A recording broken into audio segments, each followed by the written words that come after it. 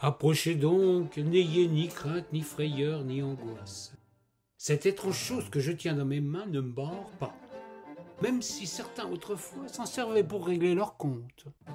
Manifestement, vous ignorez tout désormais de ce curieux objet, plat comme un écran, mais qui s'ouvre et se feuillette. Vous semblez ne plus savoir ce qui fut jadis, sans aucun doute, la plus belle réalisation de la civilisation, fruit d'une formidable conquête sur l'ignorance. Des humains ont, il y a environ 6000 ans, cherché à traduire en signes sur des tablettes d'argile des objets, des idées, des concepts et des actions. Ils ont inventé des dessins, puis des signes, ont donné une représentation à des sons, ont traduit par quelques modestes graphèmes des discours tout entiers. Tout le savoir et tous les rêves, tous les désirs et tous les espoirs trouvèrent place sur des tablettes, des papyrus ou des rouleaux. L'écriture allait porter le savoir loin de son lieu de création. Le partage était la règle et les poètes se sont emparés de cette merveille pour imaginer et propager des épopées, engendrer et diffuser des monstres, dépasser nos pauvres limites de mortels. Le livre était né, il fut longtemps un privilège, un mystère pour le plus grand nombre. Il fallait en effet une longue initiation pour décrypter signes et sens. Les individus pourtant ne renoncèrent jamais à étendre cette connaissance. De génération en génération, ils étaient toujours plus nombreux à désirer ce pouvoir miraculeux, lire. Le livre fut longtemps un objet rare et précieux. Des copistes, moines le plus souvent, reproduisaient interminablement les grands textes. Il fallait de la sueur et du temps, de l'application et de l'amour pour assembler toutes ces feuilles qui devenaient un nouvel exemplaire. Un texte de plus, un pas de plus vers la connaissance. Puis, c'était avant-hier, de petites lettres mobiles vinrent donner un nouvel essor à ce miracle.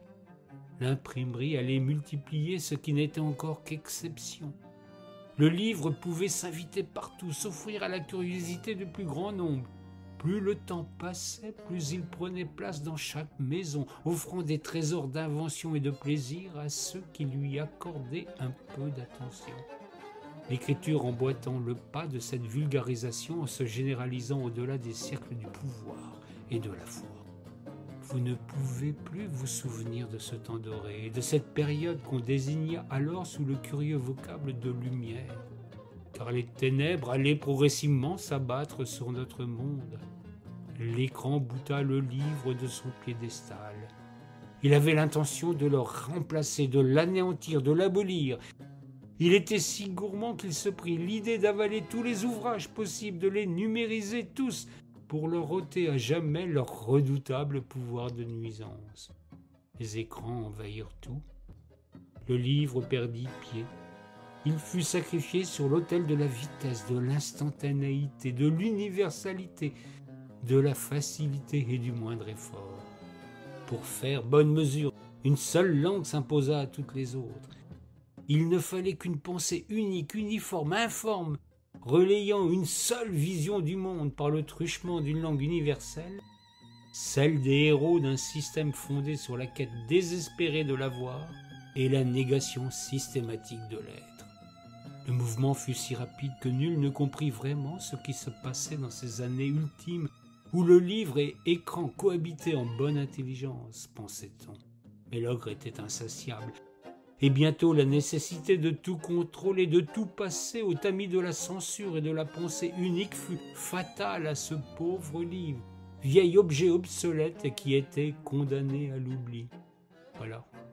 Je suis allé bien vite pour tenter de vous expliquer cette curiosité que nous avons découvert par hasard dans ce qu'ils appelaient autrefois une bibliothèque, à moins que ce ne fût une librairie. Vous pouvez tourner les pages de ces trésors.